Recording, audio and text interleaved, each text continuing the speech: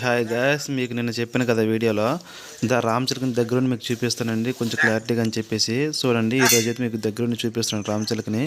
దాని ముక్కు చూడండి ఎంత ఎర్రగా ఎట్లా ఉందో. ఈ వీడియో ఎవరికంటే ఎప్పుడైనా రామచిలకని చూడకుండా ఉన్న వాళ్ళకి ఈ వీడియో చూడొచ్చండి. రామచిలక ఎట్లా ఉందో ఏంటని చెప్పేసి వాళ్ళకి తెలుస్తాయి కదా.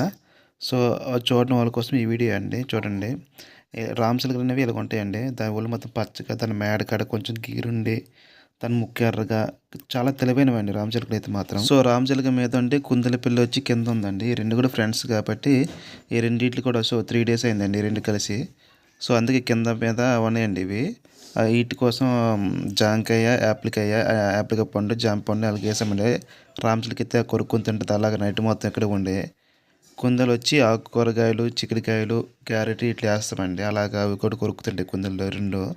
సో ఆ రెండు కూడా కలిసి వెలిసి ఫ్రెండ్స్గా ఉంటాయి అని చెప్పేసి ఈ రెండు ఒక దీంట్లో గూట్లో పెట్టడం జరిగింది. చూసారు కదా కుందేలు దాని మీద అలాగే ఎగురుతుందో.